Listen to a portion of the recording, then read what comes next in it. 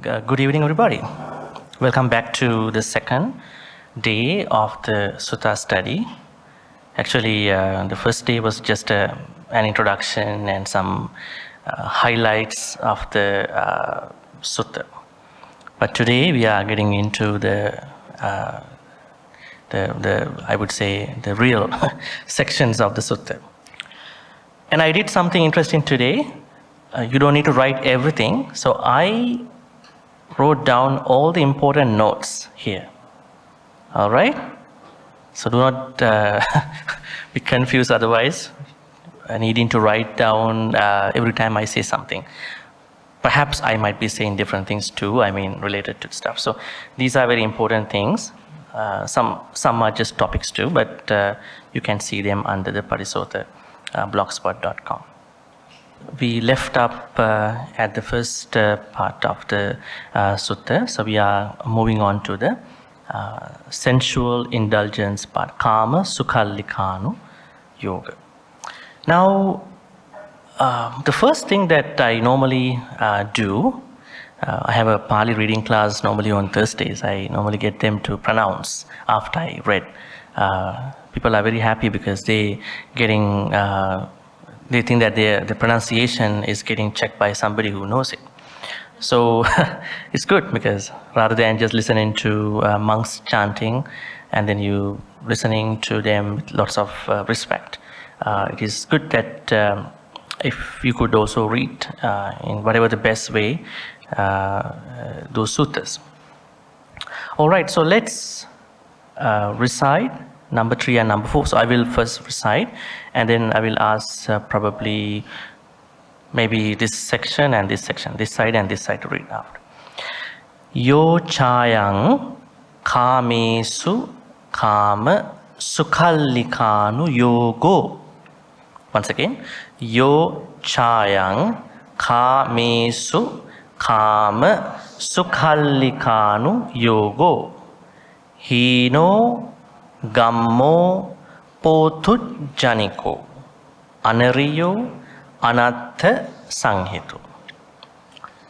Hino gammo potujjaniko anariyo anatta sanghito. This side, please.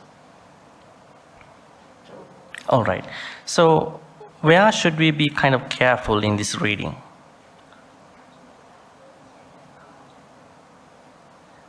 Especially the places where you see H. This place, this place, this place. What are they called in Pali? What are they called? Aspirate. That means you have to sort of pronounce with a sibilant, kind of an emphasis. Not like Buddhang Saranang. Buddhang Saranang Gacchami. That sibilant, right? It's called a sibilant in Pali. Yeah? So here, Kama Sukha, not Sukha, Sukha. If it is normal Sukha, then it should be like this. This is not that Sukha, right? It should be Sukha. Pretty easy to get to know it. Whenever you see H, that means you have to place an emphasis. But do not do it in a way that is really strange. Other people might be, what is this? That might sound a little crazy and strange. But you do it in your intonation. Kama sukhallikanu. You try to control that emphasis toward you. Here, potujjaniko anariyo anatta sanghito. Is pronunciation very important to the text and to the practice? Yes. I think you may have heard that when somebody is going to be ordained by monks, they're going to give them 2 types of saranagamana. Buddha Saranang Gacchami, Dutiyampi Tatiyampi version in 2 ways. One is called Makaranta. That means the middle part, the object part is getting ended in sound. The other one is the nasal, normal nasal. Now you do in your 5 precept, Buddhang Saranang Gacchami. That's the ending in Saranagamana, Tisarana. But if you are going to be ordained for some time, then monks get to check whether you can pronounce. It means Buddham Saranam Gacchami. So, I mean, Dhammam Saranam Gacchami. Sangham Saranam. It ends in M. You don't need to say that because you are lay people. Because senior monks want to check whether he can properly pronounce Pali, because he's supposed to teach Dhamma to people. He might sort of mispronounce so that people get lost in their pronunciation. So there are things like that. All right. Yes. Your numbering in the notes you handed out. Yes, as I said to put away this one. This is now not the updated one. This is the update. Please. So the Vihara delivered this. I didn't know about it. They thought this would be better, but there were some corrections to be done. So please download from the website. So yeah, pretty easy. All right. So this side, 3 and 4.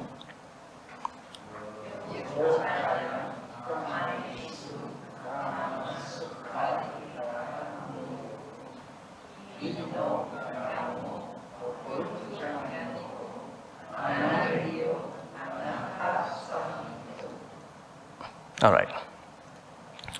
So today we are going to look at one of the very extreme practices that the Buddha asked monks to avoid in their spiritual journey to attain Nibbana. Right? One is Kamasukhallikānu Yoga, the other one being Attakilamatānu Yoga. So what is Kamasukhallikānu Yoga? So today we can have plenty of talk about Kama part. Kama. This is a very interesting topic in. I have to write this way. Yeah? Maybe I put like this way. There should be a long A. Yeah? Kama, because this laptop doesn't have the diacritical marks. Kama. Okay. So how do we translate this word? Kama. Sukhallikānu Yoga. What is Kama? Sensual? Kama? Kama means, simply, Kama means desire, right? And we could also take as sensuality, because the desires will get ended up with sensual things, right? Definitely. Basically, Kama means a desire. Be careful, Kama is sometimes ethically neutral.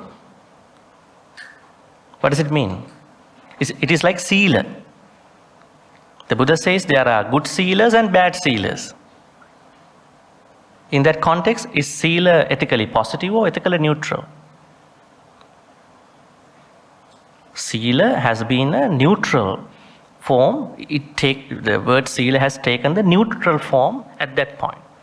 But when the Buddha says Sila va hoti, it is ethically positive. The word is attached with a lot of virtues, precepts and all that. So be careful. Some Pali words, they carry ethically neutral meaning. But some others, most words carry ethically positive. That means ethical format has been particularly attached to that word. Like karma. Karma, the word karma is an ethically neutral word. But when you say good karma, bad karma, then the ethicality has been added to that Pali word. In the same way, karma basically is ethically neutral. Why do I say so? How many of you have read Parabhava Sutta? Parabhava Sutta, the chanting book. Really? That's a shame, huh? The Mangala Sutta is the blessings. Parabhava Sutta is the place where you understand downfalls. How are you going to, fall out of your blessings? If you only read the Mangala Sutta, then you are not looking at the downfall side.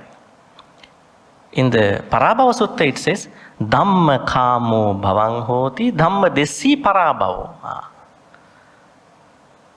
Those who do not like Dhamma, but who are going to be against with the Dhamma, this is going to be a parabhava, downfall.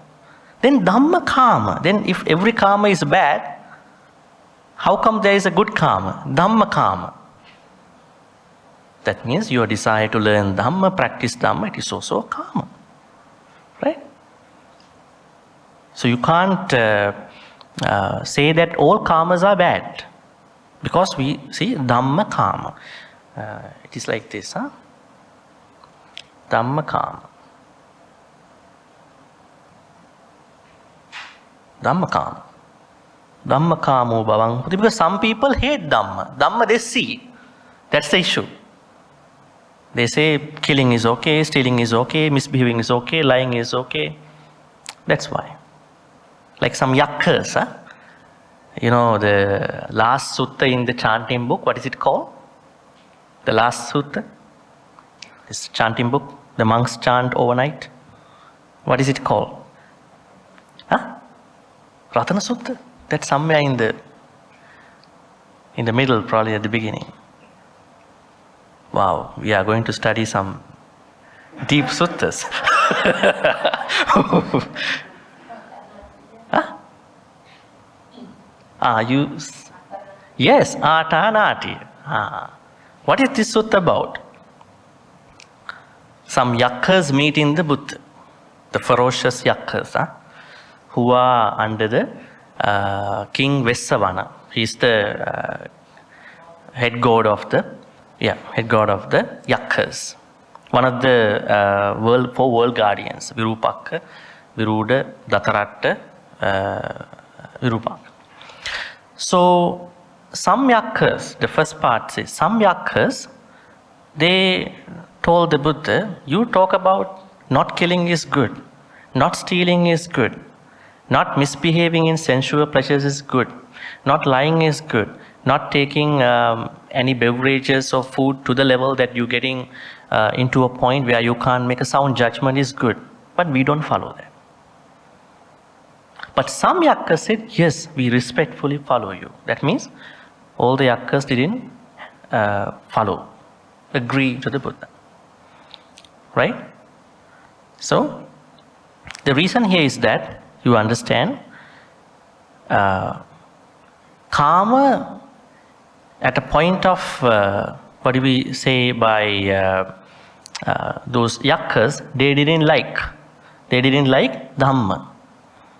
That's the thing. So anyway, so we are talking a little bit more about this, but I was trying to tell you that there are a lot of things to learn from the background that you already know before we jump into the sutta. Right. So karma. Karma means, I would say, here in this context, this is not ethically neutral. This is ethically positive.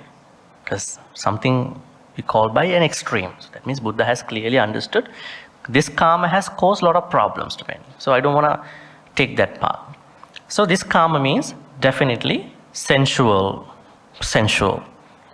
What does it mean by sensual? Regarding or related to the senses. What are the senses? Seeing, hearing, smelling, tasting, touching, thinking. This is the Western way, yeah?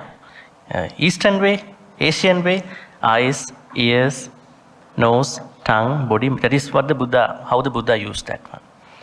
So, if you come up with any I would say a clinging to it, the properties of these six, that means you are creating karma. But the problem here is not that normal karma. Karma sukha. Sukha means happiness. So whatever the happiness you are coming out of these six. Now the problematic word comes up. This is the place. Allika. What does allika mean? Let me type that here. Allika. A new word to all of you. Allika means clinging, another word for clinging. Anuyoga, another word. Anuyoga. Anuyoga means application, practice, application, whatever the things, the words that are related to the practice. So the practice of clinging to the sensual happiness. Practice of clinging to the sensual happiness. It does not mean the practice of enjoying the karmas. Is it bad? It is not bad. That is what you are doing. Because you know where you need to end up with your karmas. But this is the practice of clinging, allika, clinging to the sensual happiness.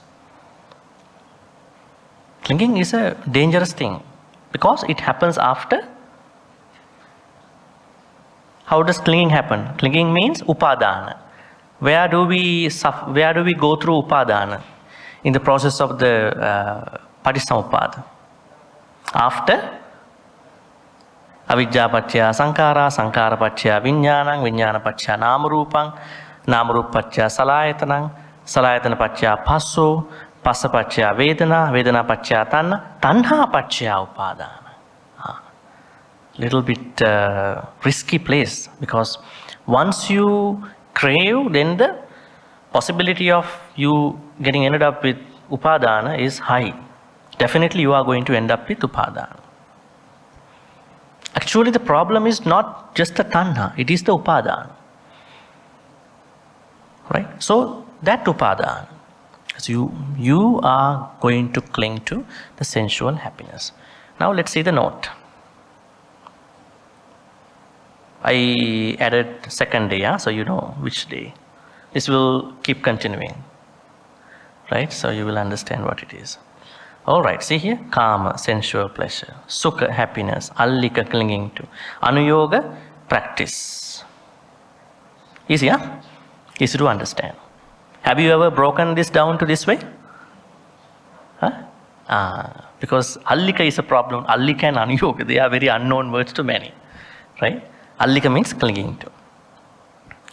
And then, okay, so the Buddha says, the pursuit of, I would translate this to be, the clinging to the sensual pleasures.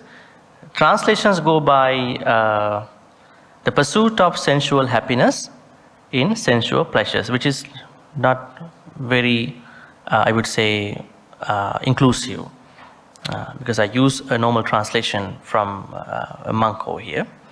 So, but I'm trying to say that because I use the normal translation because this is what you know, rather than creating a very brand new, very deep translation. So you know the normal translation, and then you know how things could have been better.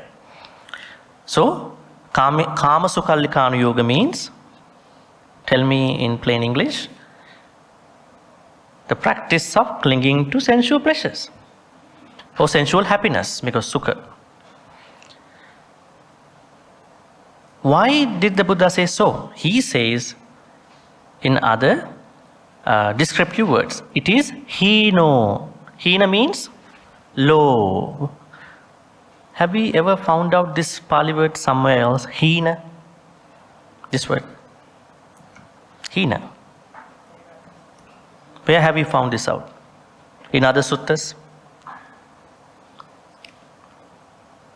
Do you remember a sutta called Chula Kamma Vibhanga Sutta? What is it called? What is it about? The Buddha has described karma in a shorter discourse, shorter sutta, and a longer sutta. Actually, it goes by Chula and Mahakamma. So I would say shorter and larger, I would say, that way. What does Chula Kamma Vibhanga Sutta say? There is a young man comes over to the Buddha. He says, Bhante, I see some people die very fast. Some people die after many years. Maybe they enjoy their longevity. Some people, every day they are sick. They have some complaints. But some people, they don't complain that much. Some people are very beautiful, some people are not. Some people are very much respected wherever they go, although others have all the qualification, everything, they are not that respected. Some people are very wise, some people are always not wise. Why is it? Then the Buddha says, because you used the term called some. He didn't say everybody, some. Ekaccho. Ekaccho. This word, huh? This is an additional point. Ekaccha. Ekaccha means some. He said, the reason is because of the kamma. Kammang satte vibhajati yadidang hina panitataya. Hina panita. Hina means low, panita means high. So in that perspective, hina means low, but in terms of karma. But here hina means it is not noble compared to the practice that Buddha is going to deliver later on in this sutta, the Noble Eightfold Path. Low, hino. Gammo. Gammo. What does gamma mean? Have you ever heard this word in Pali? Gama. Village. Village. Related to the village people now. I mean, huh? Not refined. Little coarse. Right? But it is a little bit pejorative because then it comes up in an idea that village people are little countryside people, they don't know anything very much. But this is how the Buddha used, because he was talking to people at that time. Gammo, little related to the village folks, not to, I wouldn't say civilized, but not to people who know a little bit more, you know. The translation is vulgar. Well, it's little, probably a little primitive. Little primitive. Gammo. Potujjaniko. This is an interesting word. Potujjaniko. Who are Potujjanika? The word goes by Putajjana.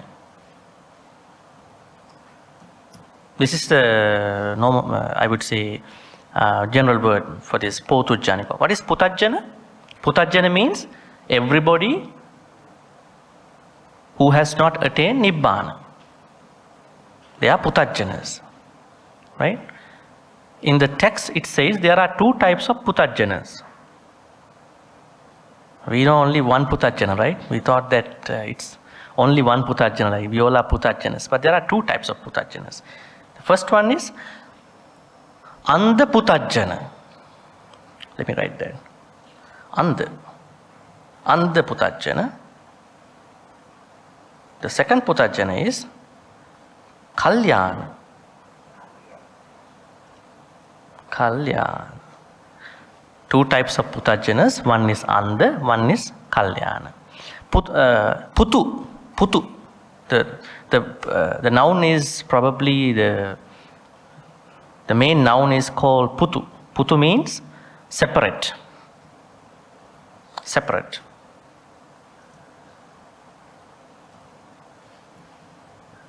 Separate. So people who always change their ideas and they don't have one idea, like Aryans. Aryans are very much into their noble path, and Putajjanas are always changing their ideas, their paths. They are moving. They are not unmoved, like the Arahants who have the stillness, right?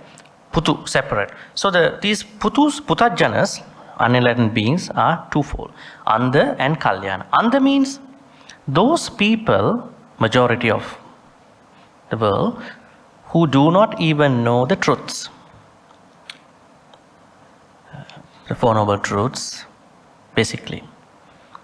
And even to come up with an idea that I want to liberate myself, I want to become a better person in this particular context. Andha. Kalyana Putajjana means someone who knows, who reads about the Four Noble Truths, but has not yet properly practiced. They know what it is, but they have not yet properly practiced, put into practice. Right? Kalyana Putajjana. Then you will see the rest of the people. Who are the rest? Them folks? Chula Sotapannas, Saddhanusari, Dhammanusari, Sotapanna, Sakadagamin, Anagamin, Arahanta, Paccekabuddha, Samma Sambuddha. I think I saw that these words have been carved on the pillars in the first floor. Saddhanusari is the first Chula Sotapanna. It's not a Sotapanna. Then there's Dhammanusari. Saddhanusari means someone who has developed the 5 faculties. Saddha, Sila, Chaga, Panya. Saddha, Viriya, Sati, Samadhi, Panya. But no wisdom, just a little bit of love towards the Buddha. I mean, Pema Matta. Pema means love toward the Buddha. I respect the Buddha, so have come up with a Saddha. Bit of more Saddha. Yeah, Saddha. Yeah. Saddha, but he or she has a bit of love toward the Buddha. Not the romantic affection to the Buddha, but, devotional love actually. Then the Dhammanusari is he has gone a bit further. He also, or she also has also developed the 5 faculties, Saddha, Viriya, Sati, Samadhi, Panya, but he has some form of wisdom to understand what the Four Noble Truths are, but not wise enough. We call them Chula Sotapannas, that means small Sotapannas. The actual Sotapanna, when you get rid of the 3 fetters, Sakkaya, Ditthi, Vicikicca, Silabbata, Paramattha, then you become the actual Sotapanna. Because the reason was, there was a man who was a drunk man who took a lot of alcohol. He passed away, but the Buddha declared he was a Sotapanna. Sarakani.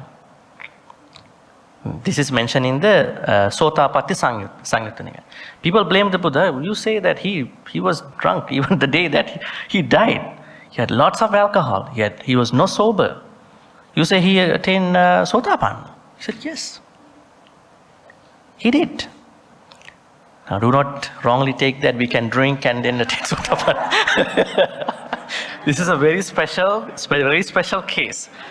Our unwise people catch right away, like Angulimala says it. Okay, why? Angulimala also kill people. Why not? Right? Yes, they go for the easy thing. But they have done lots of good karmas in past lives. Don't take somebody's karma from this life only. Okay?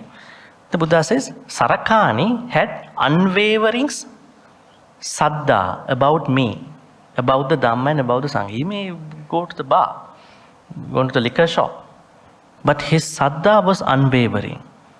His saddha for Dhamma is unwavering. Nobody could change him or her.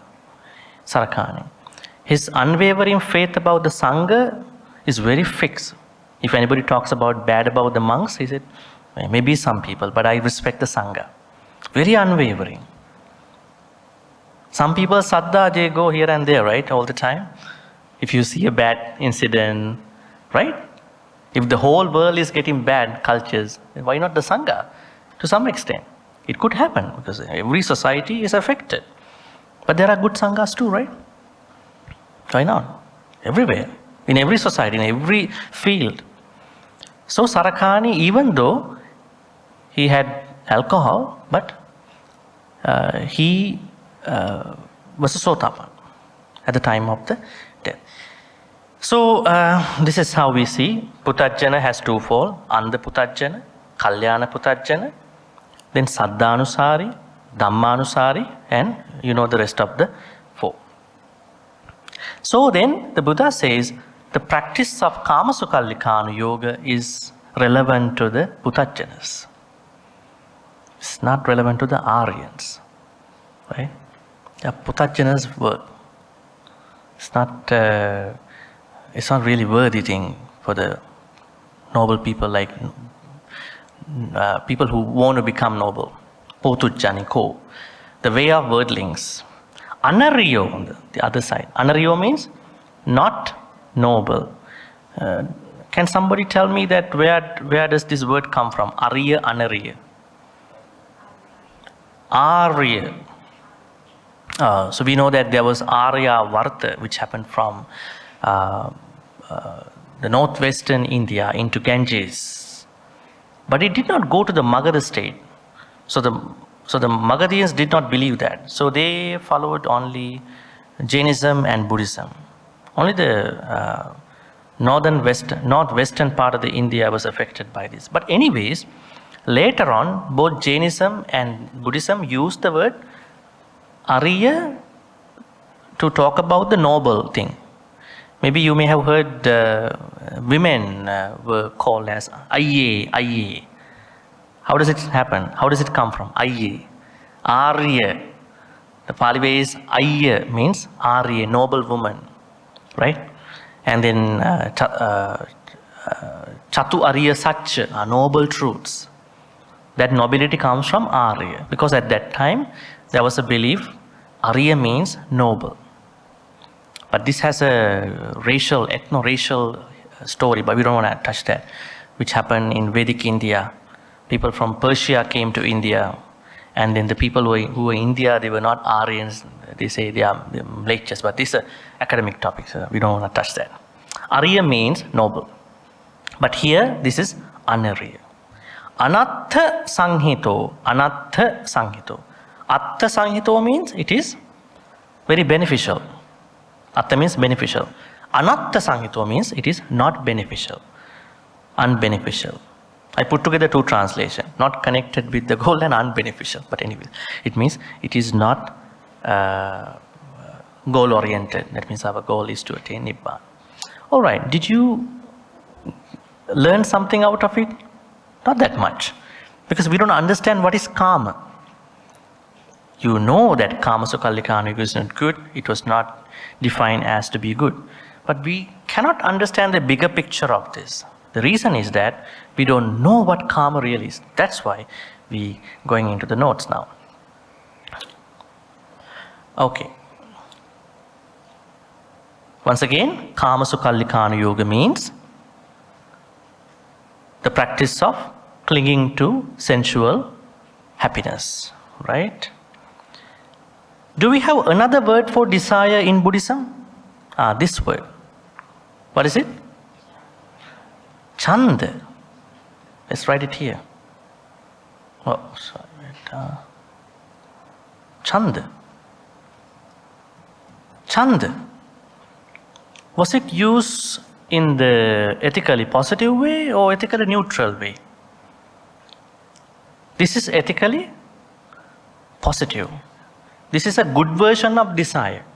In Dhamma, when the Buddha wants to say that you need to desire to attain Nibbana, you need to desire to practice bhavana, the Buddha used Chanda, not Kama. See, I have quoted a section from the Satcha Vibhanga Sutta. What is it called? Satcha Vibhanga Sutta. This is one of the suttas given by Arahant Sariputta. Because not many people understood this sutta, Dhammacakkappavattana Sutta. So Arahant Sariputta had to give a discourse explaining, analyzing the abstract, the summary of the Dhammacakkappavattana Sutta. It's a very beautiful sutta. It clearly demonstrates what the Dhammacakkappavattana Sutta mentions. Now you might wonder, when are we going to study that too? Huh? One day. One day. So in this sutta, Arahant Sariputta explains what is Samma Vayama. What is right effort. Idhavuso bhikkhu anuppannanam papakanam akusalanam dhammanam anuppadaya. If when a bhikkhu generates enthusiasm, chandang janeti, then the bhikkhu has to, bhikkhu whoever in the path has to create enthusiasm or desire toward the particular Vayama aspect, because Vayama has four aspects, two regarding the akusala, two regarding the kusala. We are not going to that because we have a different topic for that in the coming weeks. So Chanda is the Dhammic word for the proper desire in terms of Dhamma, to continue your path. All right, so do not get mixed up with Kama, okay? Kama, Chanda, they are two words. Chanda has a very specific term. I think this screen has gone. Yeah. So, all right. Now I'm slowly, gradually getting into different aspects of Kama. Kama as a ditti is more dangerous and results in an abundance of akusala vipakas. I discussed this from Abhidhamma. All right. Don't be worried about Abhidhamma, because I'm not talking a lot of things from Abhidhamma, because there's something that you should learn from there. In the Abhidhamma, it says, when people make akusala, if they rationalize akusala, it carries a lot of bad karma. How do you understand that? Let's say someone drinks alcohol, right? Drinking alcohol may be a social habit. For somebody, it might be a very difficult habit, extreme habit, right? Drinking a couple of bottles, going beyond that. But there may be someone who just consumes a little bit of maybe the proper moderate level of that alcohol, and then that's it. But for somebody who might think, no, I gotta drink the whole bottle and this particular brand, and I have to keep drinking for a couple of weeks, it's okay, no problem, I don't care. And this rationalization creates lots of bad karma. In the case of eating a piece of cake, somebody might eat it as a part of the dessert. I have my meal, so it's spicy, so I want to have a piece of cake. But somebody might say, oh, so delicious. I have to compare my other cakes that I had last week. This is a new bakery or new coffee shop, new cake shop. So I had to find so much taste in that, so much into the experience of that craving, right? I mean, for people who are doing this as a job, do not mind about this. But rationalizing the karma can create lots of bad akusalas actually. Do not rationalize whatever the karmas are. Just enjoy it. That's it. Because you can't live without karmas too, right? You can't do that. Karmas are there for us to live, especially for lay people, not for monks. So never ever rationalize. So in Abhidhamma, in the first part of the Abhidhamma, especially from Abhidhammata Sangha, it says there are 89 or 121 thoughts, chittas. The chittas that are relevant to normal people, chittas that are relevant to chittas are which have non-roots. Very interesting. Let's say somebody is having a bad mood. Why is it? There's no reason in this life. Oh, past karma. Past karma. Why you are upset? Nothing, But he's unhappy. She's unhappy.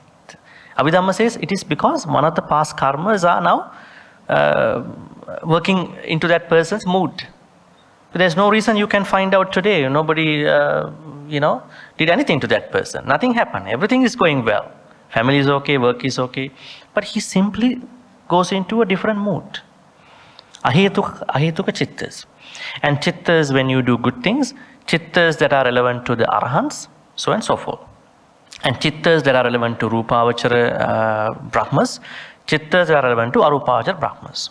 So the concern here is the chittas that you have when you do akusalas. So there are 12 akusala thoughts. The funny and interesting thing is that 10 out of those 12 arise because of lobha. Not those are not moha. 8. 8. It's a substantial number, 8 out of 12. 2 from dosa and 2 from moha. Now, among the 8 lobha thoughts, chittas, it is said, there are 4 that you do by happiness. There are 4 you do by moderation, I would say. You do with a neutral mind. It says these words, ditthigata sampayutta, ditthigata vippayutta. That means when you have the lobha, when you can attach rationalization to that lobha. But when you have ditthigata vippayutta, you have lobha, but you do not rationalize it. You are simply greedy for that particular thing. I remember there was a gentleman in Canada, a Sri Lankan man. He was working for a company for 30 years. Suddenly, the company decided, it's a Deutsche company, they decided to demolish the whole building. He was the beverage manager. It's a 4-story building, old building. Now they can't make a lot of profits out of this building. So they demolish it. So ever since they're going to demolish stage one by one, he goes with his son, looking at the building, looking at different areas. Son, this is the place I've been working for 10 years, 5 years in here. So much stressed about this demolition. And after 8 months, he fell down in the bathroom. He got into a stroke. And now he's with dementia. Then the wife and all the others are saying that this is because he was very much worried about that particular place, demolition of the place. Right? So that means when you rationalize your lobha, you may have lobha as a defilement, but when you rationalize it as an object, that can create akusala and that can also ruin your health, physical and mental health. So Abhidhamma says, just keep a note, that some people do akusalas. They do it normally. They have no other thoughts. But some people do akusalas with lots of justifications, rationalizations. I have to do this, I have to destroy these people. So much premeditated, so much rationalized, so much justifying. That carries lots of bad karma. Because Buddhism says everything is mental, right? So when you rationalize, your karma, it can create lots of problems. That's the point here. And then we go down. The scope of karma. What is the scope of the karma? Karma loka. Kamavachara realm, Rupavachara realm, Arupavachara realm. Is karma only relevant to the Kamavachara world? What is Kamavachara world, Dhamma folks? How many realms do we have in Buddhism? That where people die and then we all going to be reborn in one of these places. How many realms are there? 31. How do we describe them? The bottom, they are the apayas. Right? So we say, Naraka, Tirachana, Peta, Asura. Asuras are higher than other beings. Because Asuras were previously living with the Tavatinsa Devas.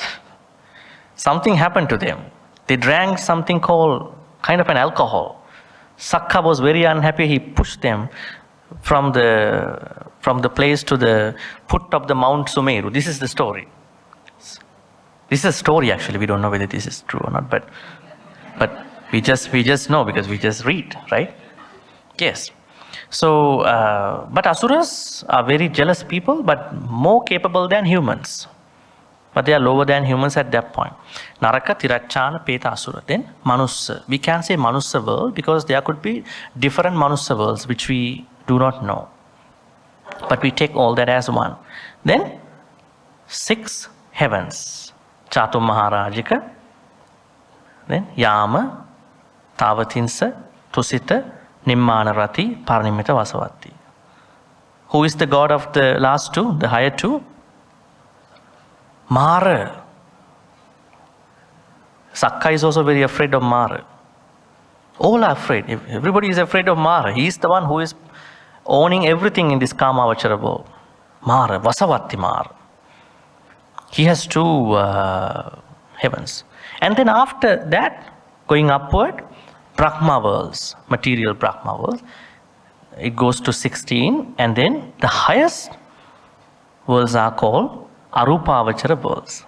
This is how we take the 31 planes. Now the thing here is that karma is relevant to all these worlds in different capacities. Where is the most influence from the karma? To us.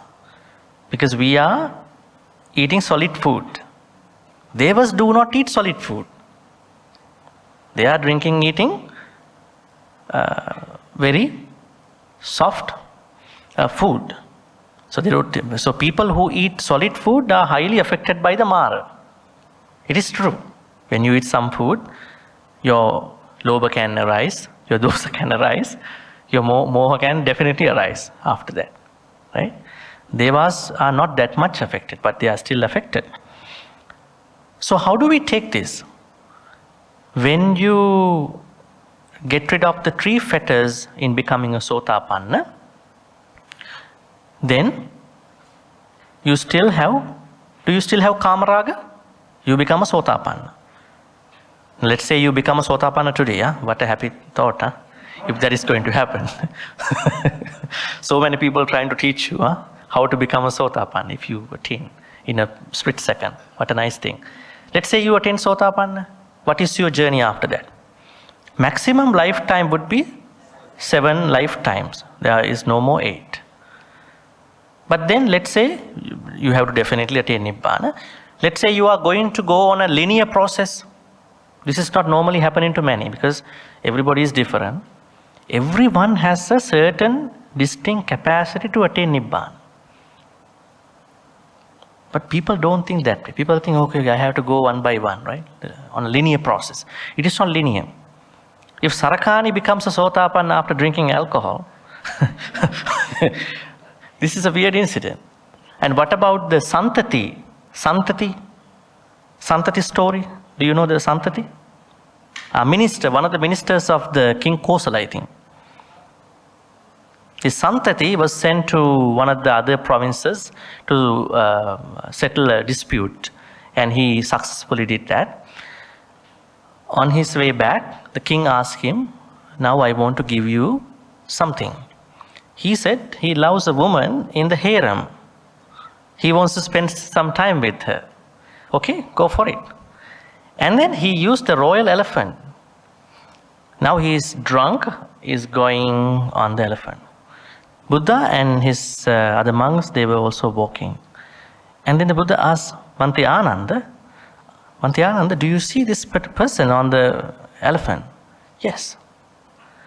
This Santati. You know what is going to happen tonight? I don't know, because he's an unenlightened Puthajjana monk. He said, Santati is going to be an Arahant. Really? He's drunk and going to see a woman. See, look at it. So they went. At night what happened? He was spending time with her. He suddenly became ill. She passed away in front of his eyes. So the person who has been loving that woman for long, long time and going to pass away, that person looking at you, and he, although he was drunk and he was sober at that time, he was trying to be very penetrative about his knowledge and insight. No, this thing happens. So this was ended with impermanence. So he was thinking about it in his deep personal life. He attained Nibbana. This is kind of a strange incident. This is not a normal incident, but it happened. So I'm telling you, everyone's journey to Nibbana is very different. Most people's journey to Nibbana is like you. Study, meditate, and then do not know where you get ended up. If you are lucky enough, you will. But there are people who you can't think about. They even do not know what is Sotapanna. They even do not know what is Anagami. But they level up their mind about the changes. This is a very good skill. Very important skill. How do we understand the changes in our life? Santati could understand the change, especially the changes that happen to your loved ones. Your parents, your spouse, your girlfriend, boyfriend, relatives. You will feel that your whole world is going to change after that. Because then that is a good moment to reflect upon anicca, impermanence. Just by reading a book, you might just know it as a book knowledge. But use it in your personal events. You will learn a lot. Your penetration will be going high up, and then you will be able to get into a certain level. So the scope of karma is very prevalent, is very spreading. And even though you are a Sotapanna, you still have Kamaraga. When you go into Sakadagami, say you become a Sakadagami, what will happen to you? Your Kamaraga will become attenuated, will become moderate, but still you have Kamaraga. When you attain Anagami, then only you eradicates Kamaraga. But do you think is your Raga finished already? Huh? No? Why is it? Why you think your raga has not been finished at the level of anagami? Because anagami, when you become anagami, the process, you eradicate your kama raga, your sensual desire. But why do you think that you may be not? You may have more raga in different ways? Yes. Even when you are anagami, you still have raga. What ragas are that? To be born in a Brahma world, one of the Brahma world, it is also raga. Rupa raga, arupa raga. That means raga, sensual pleasure, is relevant to all the worlds. Kamavachara, rupavachara, arupavachara. When somebody comes to see the Buddha, this is how the Buddha gives his Dhamma talk. First he talks about the dana, then he talks about sila, then he talks about sugati, then he talks about danger of sensual pleasures, kamana, adinama. Then he talks about nekkhamma. We have to talk about that later on this discussion. Nekkhamma. What is the life if we are trying to walk away from some karmas? Am I going to be differently happy? Nekkhamma. Then only at that point he brings up the Four Noble Truths. We should not talk about Four Noble Truths in the first approach. That is a problem in today's world. Some people, they underscore, I would say, they kind of not talk about dana, sila, sagga, because this is how every person is trying to enter the Dhamma journey. Now, most of you, I think, you first connected to the temple with the dana. You can't go to different other higher teachings. Just as many of the people. Dana, then take some sila, then get to know about the next life and these 31 realms. Then only you get to understand, oh, even those karmas are going to finish. Where does Saddha come in? Yeah, a good question. Saddha, I think nobody is coming to Buddha without Saddha. So I think it is inclusive here. Saddha is inclusive because normally when somebody comes to see the Buddha, to become a follower, he should have the basic trust about Buddha, Dhamma, Sangha, become a upasaka. And then the talk about the upasaka will be dana, sila, sagga, kamanang adinava, nekkhamma, chattari, arisacchani. So Saddha is a very inclusive, very basic thing, but you have to consistently keep it. All right. Then Kama as a force of Mara. Mara's first army is Kama. Second is discontent. So when you are displeased, frustrated, it is one of the armies of Mara has come into your mind. This is how you have to understand. Then Kuppipasa, why you become hungry and thirsty all the time? Another set of armies of Mara has come into you. Then craving is Mara's force. Tinamid, the sloth and torpor, laziness, sluggishness. Today I'm a little tired, I don't want to go to the Sutta Study. Yeah? Good things. Fear, doubt, conceit and ingratitude. Gain, renown, honor, falsely received. This is interesting. Self-exaltation and disparaging others. What I say is true, what others say is not true. I think this is happening, right? That is also not a human condition, human characteristic. It is the characteristic of Mara. Mara has sent one of the armies to that person's mindset. So Kama is one of the major forces of the Mara. Who is Mara? Let's talk about Mara a little bit. How many Maras are there in Buddhism?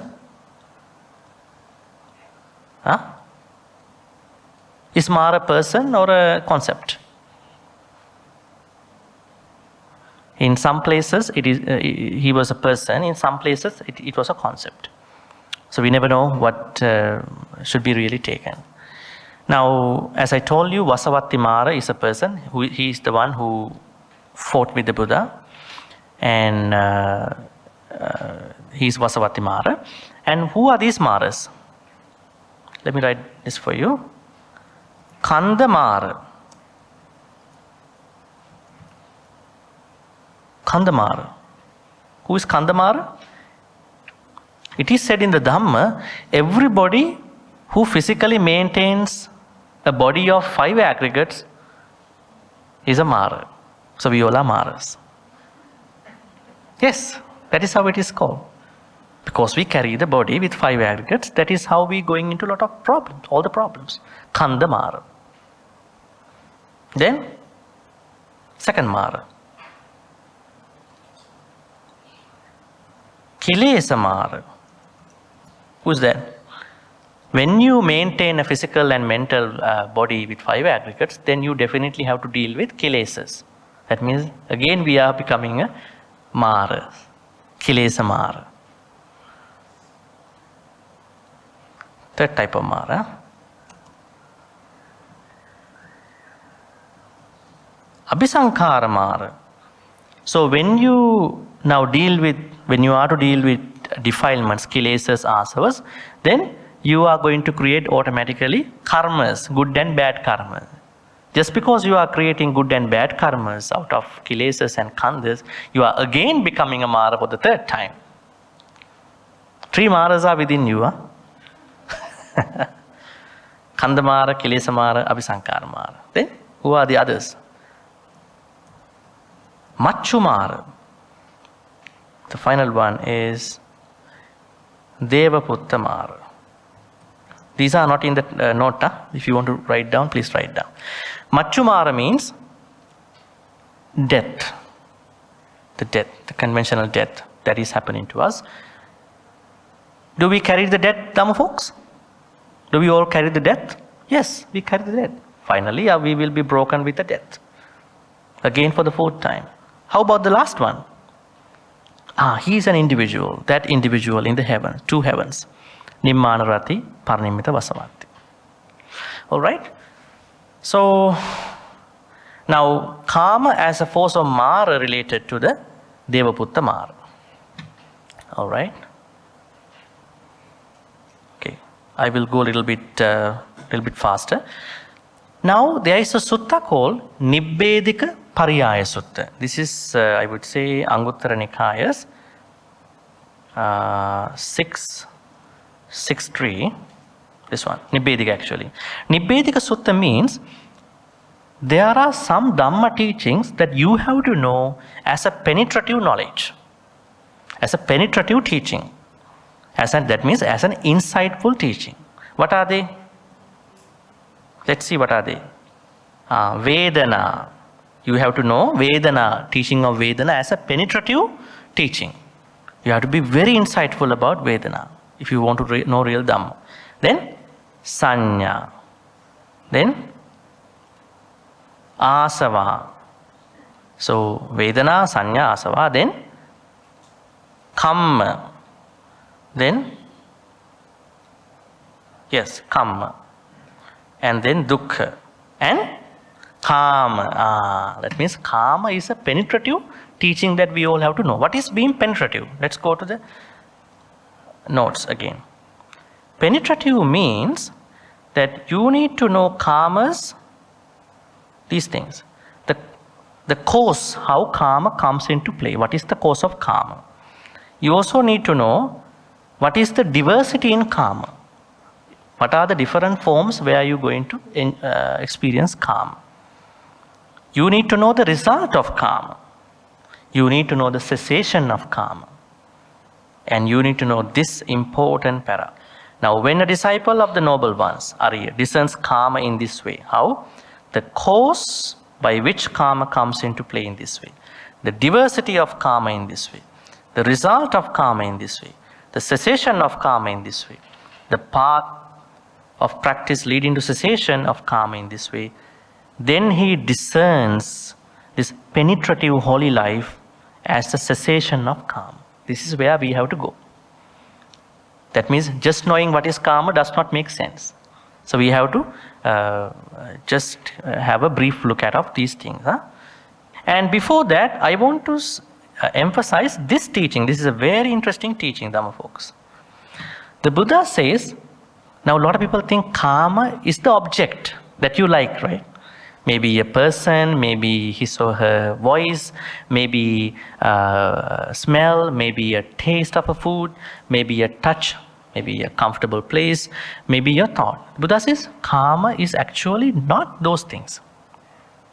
Kama is a conceptual desire about them. This is what he says. Nate kama yani chitrani luke. Buddha says, there are no kamas in this world. There are no kamas. Sankappa rago purisassa kamo. See? The passion for his results is a man's sensuality, kama, not the beautiful sensual pleasures found in the world. It is not a beautiful person, not a beautiful place, tasty food, very a good smell, but it is the conceptual desire about that. You conceptualize, this kind of a person is a good one. This kind of food is what I want. So you are always conceptualize. That conceptualization is your karma. Not the people, not the things. But we think, no, they are things, they are people, they are food, but they are not. It is your conceptualized thing. Now, say for instance, if you go into a restaurant, it is more than what you really need. You are conceptualizing what you want to eat. This would have been better if I could eat, right?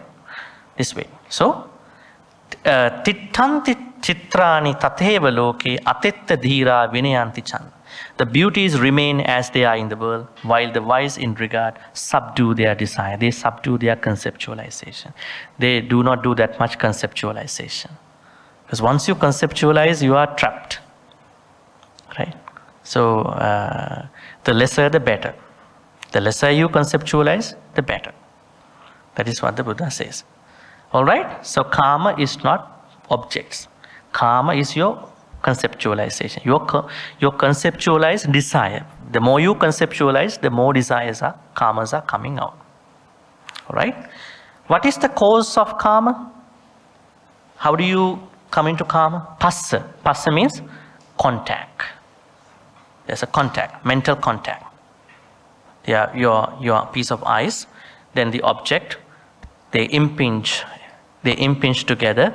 Then because of that contact, you feel this is good, this is bad, this is nice, right? That contact. So if you can take care of your contact, you will go really interestingly, really calmly. Diversity of karma. Karma with regard to rupa is one thing. Karma with regard to saddha is another. Saddha means sounds. Karma with regard to gandha is another. Karma with regard to rasa is another. Karma with regard to pottabha is another. This is called the diversity in karma. So we have to know karmas arise from different sensual aspects. So then you know I have to really take care of my senses. Because when my senses go into contact with unnecessary things, then the karmas are going to arise. So I supervise my senses very well at that point. Result of karma. One who wants karma produces a corresponding state of bhava. You create bhava. Bhava, bhava, bhava. How is it given in the Dhammacakkappavattana Sutta? Yayang tanha pono bhavika nandiraga sahagata tatra tatra abhinandini.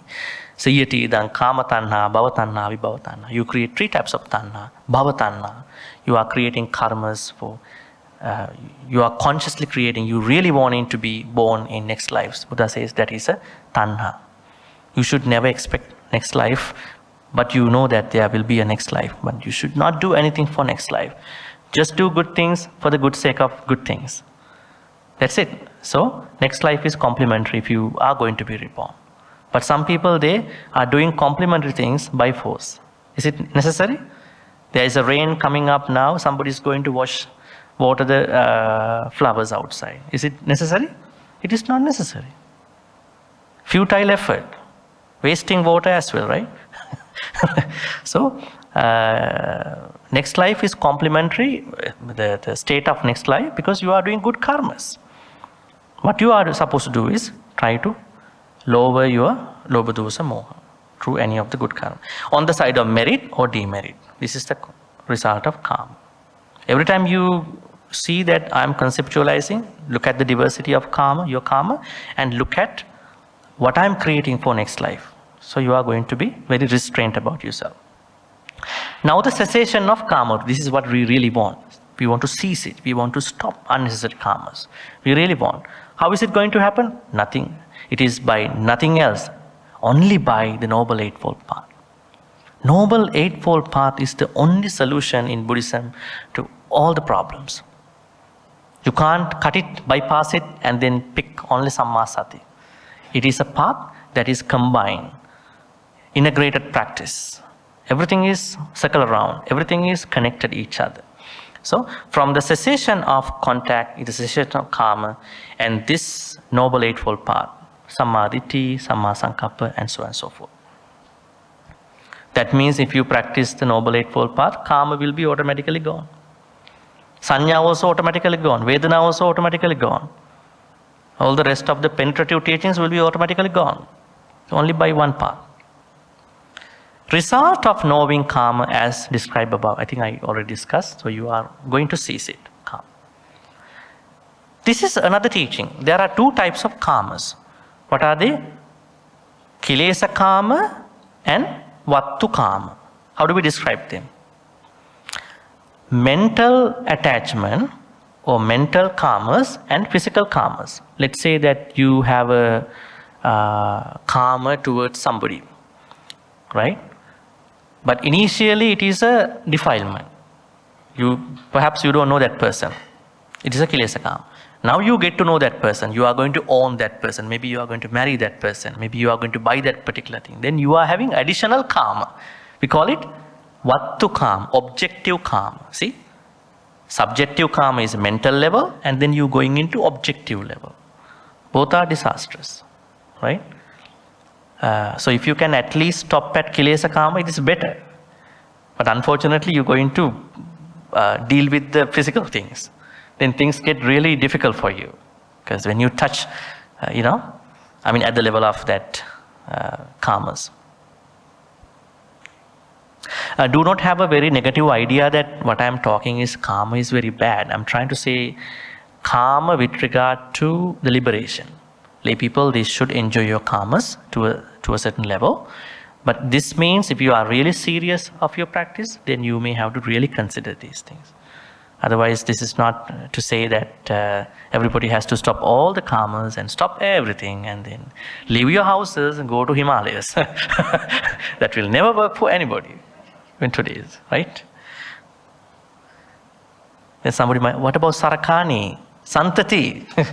These people. Karma still has a value. The Buddha accepts karma has a value, but it's a little value. Danger of karma, it has been given in many suttas. See, M22 means Majjhima Nikaya 22, Majjhima Nikaya 54. Okay, these three are very important finally. Nekkhamma and Nekkhamma Sankappa as an antidote to karma. So while we are practicing the Noble Eightfold Path, we have a responsibility to practice Nekkhamma, this one. What is Nekkhamma? Renunciation. How does it work? There was a gentleman that I know a long time ago, in Edmonton actually. He said, Bhante, now our children have moved out from our house, so me and my wife only staying here. I recently downsized even my TV channels. I said, why is it? Because Nekkhamma. Really? What were the channels? He said they were not karma channels. He said they were National Geographic. And so he's trying to, practice renunciation very extremely from the physical things. You don't have to. Let the channels be there if you really want to watch. This is a mental activity, right? You are the one who should decide what to watch, for what time I should watch, what should be my moderation. If you're trying to stop everything from physical perspective, things going to be problematic towards you. So renunciation means that you enjoy karmas as a lay person, but you know that there is an antidote. I have to sometimes practice renunciation. I am someone who is eating this every day, but maybe for a couple of days I am not eating that particular thing. Right? Maybe I am doing this karma for some time. I am going to avoid that for some time. Maybe you are somebody who is into sugar that much. I want to be sugarless for a week. Good thing, right? Health-wise also a good thing. And Dhamma-wise also a good thing. Renunciation. Start your renunciation journey from sugar. It's an easy thing, good thing, everybody should like it, right? So, renunciation. According to the Eightfold Noble Path, it says the second Noble Path factor, what is it called? Samma Sankappa. What is Samma Sankappa? There are three intentions or right thoughts. What are they? Nekkhamma Sankappa, Avyapada Sankappa, Avihimsa Sankappa. They are not here. We will study them under our Noble Eightfold Path series. Nekkhamma, Avyapada, Avihimsa. Nekkhamma Sankappa means thoughts or intentions of renunciation. Do we always come up with that kind of thoughts? Or do we always going to like everything that we see? So renunciation thoughts do not easily come to us. We have to create them. Right? Avyapada Sankappa, do we have thoughts all the time to not to destroy other people? That is a challenge. Right? Gossiping, bad mouthing, right? Those things will really damage our thoughts about destroying, not destroying. Then Avihimsa Sankappa means not thoughts on non-harassing other people, physically and mentally. Bullying, it's a big topic nowadays. Bullying, not bullying other people for whatever the thing. So these are the right thoughts that we have to practice. They are not easy. If it is easy, everybody will practice them, right? They don't come with a discount too, right? It will cost your time, because in order for you to become a person with all these things, especially renunciation, it will take time, but someday you will come to the point. So the opposite of karma is at least to think about, I want to practice some nekkhamma, just to renounce from some of the karmas that I am very much clung to, attached to. It is a sankappa too. And nekkhamma is also a paramita, right? It is a paramita. How many paramitas are there in Theravada? How many paramitas? 10? 10 names of paramita. How many paramitas are going to be fulfilled by a bodhisattva in Theravada? That is in Mahayana. 6 is in Mahayana. But in Theravada, every bodhisattva in Theravada has to practice 30 paramitas if the bodhisattva wants to become a sammasambuddha. Dana parami, dana upaparami, dana paramatta parami. Every paramita has to be fulfilled in 3 ways. Sila parami, sila upaparami, sila paramatta parami. Danang silancha nekkammam panya viriyena panchamam kanti satcham adittanam vitupekka timedasa. Upekka is the last one. So now what are those 3 I want to add? Let's say a bodhisattva is going to practice dana. He has to or she has to practice dana in 3 ways. First one is dana parami. Dana parami means bahira banda parichago dana parami. If a bodhisattva going to offer some food, some external things, even real estates, that is a dana parami. But it is not dana upaparami.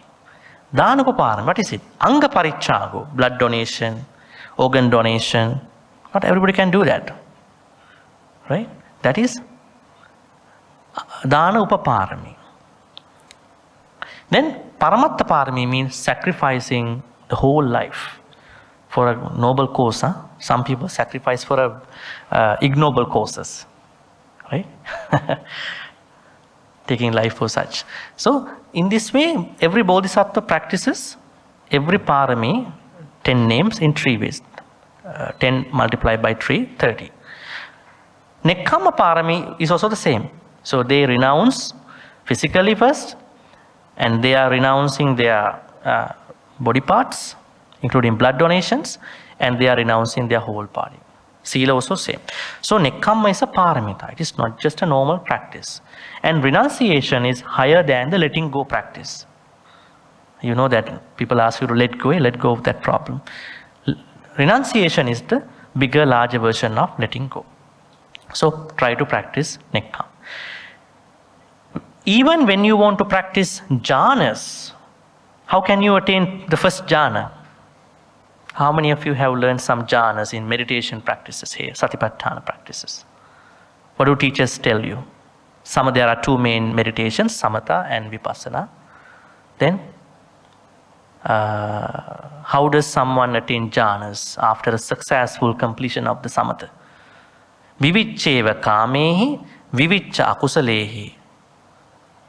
Patamajjanang upasampajja viharati. That means the person, when he removes the 5 hindrances, then attain the first jhana without sensual desire. Viviccheva kame. Viviccheva, temporary. Samatha is temporary. Alright? So, that means karma is very important. I mean, at least to supersede, withdraw your karma to a certain extent to attain jhanas. Finally, last one. Karma is finally eliminated at the stage of anagami, which I said just a while ago. You will only eliminate it at the level of anagami. Can we take an example, I would say, very famous example for karma? Let's take the example of Vishaka. How many of you know the story of Vishaka? Vishaka was a young woman who became a Sotapanna at the age of 7. And then she married a man, right? And she got almost a couple children. And she got many grandchildren too, right? So Vishaka, it is said Vishaka finally was reborn somewhere, probably in one of the heavens, but she was Sotapanna. So her Sotapanna status did not avoid her in marrying somebody. What does it mean? Somebody may argue, then what about Sakkaya Ditthi? When you are trying to be with somebody, what will happen to your Sakkaya Ditthi? They still go by convention, but in their mind, they are not trying to possess that person to that level. That is why Vishaka, after becoming a Sotapanna at the age of 7, she's marrying somebody in her late teenage time. Right? So we have to really look at the examples, life stories. Do not just read one Dhamma part and this Dhamma part, this Dhamma part, and then try to combine the knowledge. Because we have lots of historical things to learn. Right? So raga, karma is a very complex topic. But according to the Dhammacakkappavattana Sutta, karma basically means that there are people who practice clinging to sensual happiness by thinking this will take me to Nibbana. So it will not take anybody to Nibbana. Actually, there was another idea. Jains believe you will never attain Nibbana by being happy. They said happiness to happiness is not going to work. Suffering to happiness works. This is a normal idea in our life. Become a tiger mom, do a lot of hard work and then you will be happy later on. It might be, it might not be. The Buddha said no. It is not by the happiness or unhappiness you will attain Nibbana. It is your inside. It doesn't matter. So the misinstructed people thought maybe happiness to happiness is bad, or unhappiness to unhappiness to happiness is the way, like Attakilamatanyu, which we will be discussing. So Buddha says it is not just the state of your mind, but how you are going to look at the reality, the truth. All right, any questions about today? Bhante, just want to ask, if we are too vocal over a dispute opinion, is it a karma? Yes, ditti. That's what I talk about at the beginning. A lot of people think ditti is ditti. No, ditti comes from lobha, because you attach to your view. You're going to attach to, that is from Abhidhamma actually, not from the suttas. Abhidhamma says lobha, ditti go together. Right? Lobha and ditti, they are in the similar, in one set. Lobha is just lobha, you are greedy, but when you are bringing greed towards your views, things will become a little hectic. Yes, it is. That is why the Buddha said, start your path from where? Sammaditthi. Yeah. The purification of the view is very important. That is where you're going to start your path. It is not the meditation. It is not speech. It is not action. It is view. The Buddha said, every view carries a problem. And somebody might ask, then what about Sammaditthi? Sammaditthi is just a blueprint. And you, at a certain time, you even have to get rid of Dhamma too. Dhamma and Adhamma, they all, at a certain, Adhamma is definitely problematic. The Buddha says, Kullu upamam vo bhikkhave dhammanti sissami. Monks, I am teaching you the Dhamma as a raft, just as a draft. What is the use of the raft? There is a man who is going on a long journey. At that time there was no GPS. And then he suddenly finds out a river. Indian rivers are very wide. So now he is going back to the forest. He is going to make a raft. Now he is, with a lot of difficulties, crossing the river. After crossing the river, if he is to think that I didn't have anything to cross the river, this is the only raft that helped me, so I am going to bring that with me.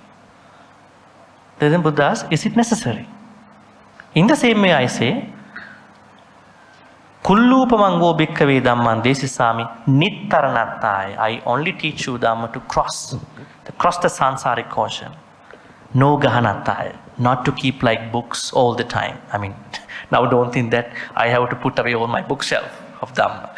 Right? So Dhamma is there just to learn, not to keep it as a permanent knowledge. Right? Because then we are creating then additional attachment to the Dhamma too. It is just a set of guidelines for us to learn our within, and then to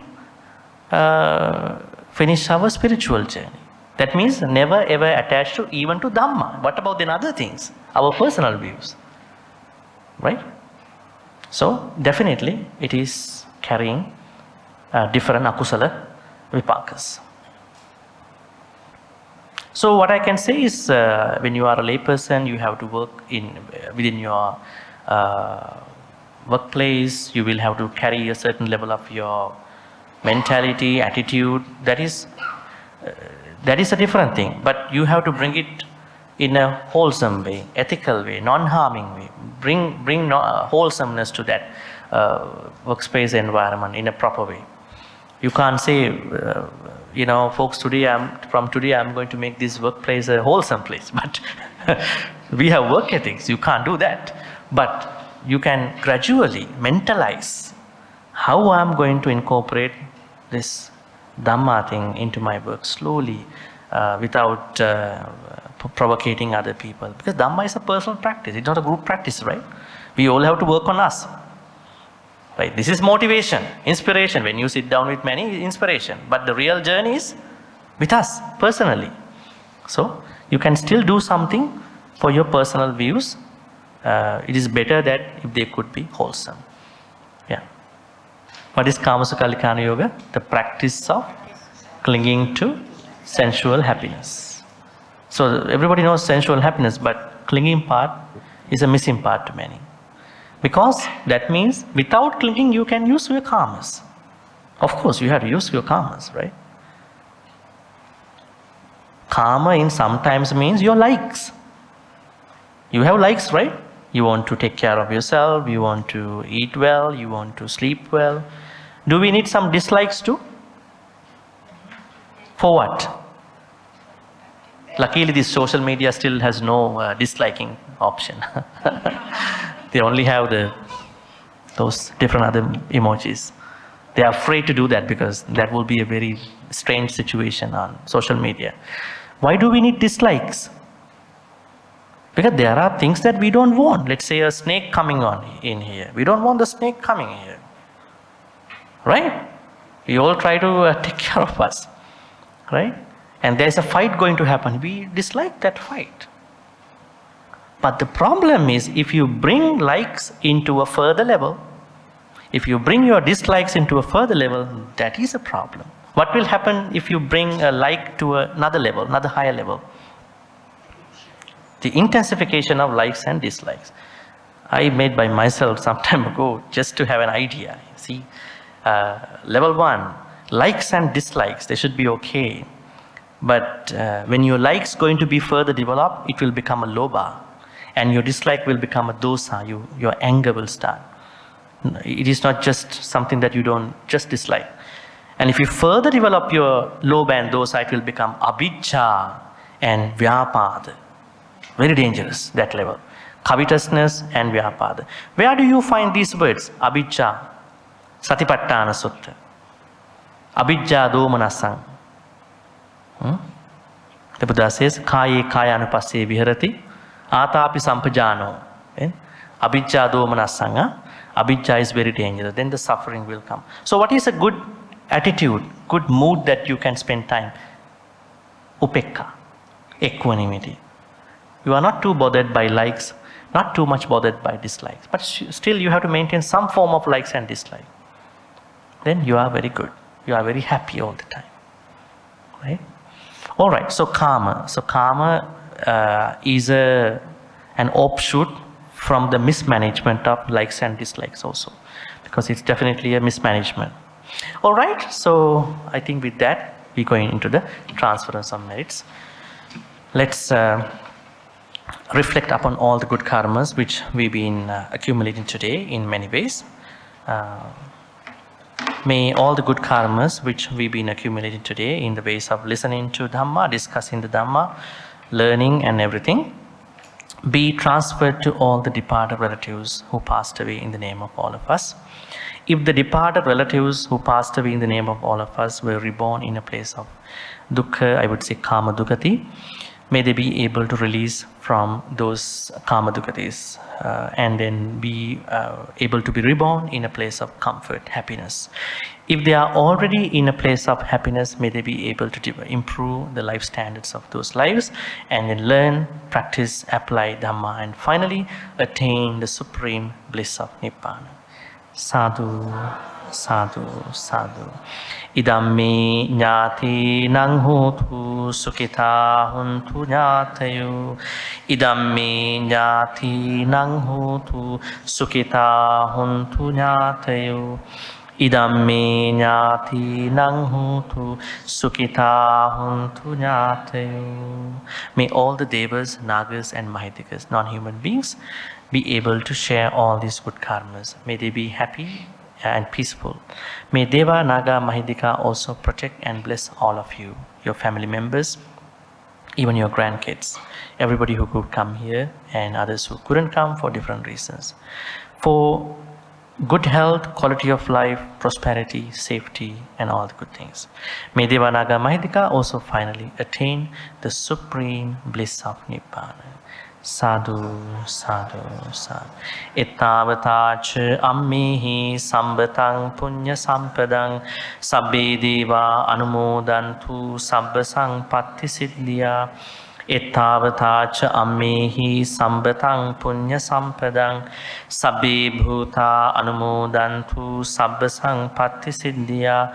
Ettavatacha ammehi sambatang punya sampadang sabbe satta anumodantu sabba sangpatti siddhya. Akasatta ca bhummatta devanaga mahiddika punyantang anumoditva chirang rakkhantu lokasasanang. Akasatta ca bhummatta devanaga mahiddika punyantang anumoditva chirang rakkhantu desanam. Akasatta ca bhummatta devanaga mahiddika punyantang anumoditva chirang rakkhantu mang paranti chirang rakkhantu tvang sadati. Also, let's make a wish. May we be in the company of the Kalyana Mittas, noble friends, and not with the Papa Mittas. Kalyana Mittas do support us in our journey. Sometimes, even though we know Dhamma, we are not able to practice, continue, deepen the practice because we are not surrounded by noble friends. So, may we be in the company of Kalyana Mittas and not with the Papa Mittas till we attain Nibbana. Thinking thus, we are going to recite this stanza. Imina punya kammena mami bala samagamu satang samagamu hotu yava nibbana pattiya. Finally, may all the good karmas which we've been accumulating in many ways today be supportive and helpful for all of us to attain the supreme bliss of Nibbana. Sadhu, sadhu, sadhu. Abhivadana silissa niccang vaddha pachayino chattaru dhamma vaddhanti ayuvannu sukhang balang ayurarogya sampatti sagga sampatti mevacha ato nibbana sampatti iminati saminchatu. Sadhu, sadhu, sadhu. Thank you everyone. So this is the end of the second day of our Sutta study, and we will be studying the Atta Kilamatanu Yoga next Monday. So we will be looking at Atta Kilamatanu Yoga's context in many ways. So we'll see you then next Monday. Have a very good night. Have a very good week ahead of all of you.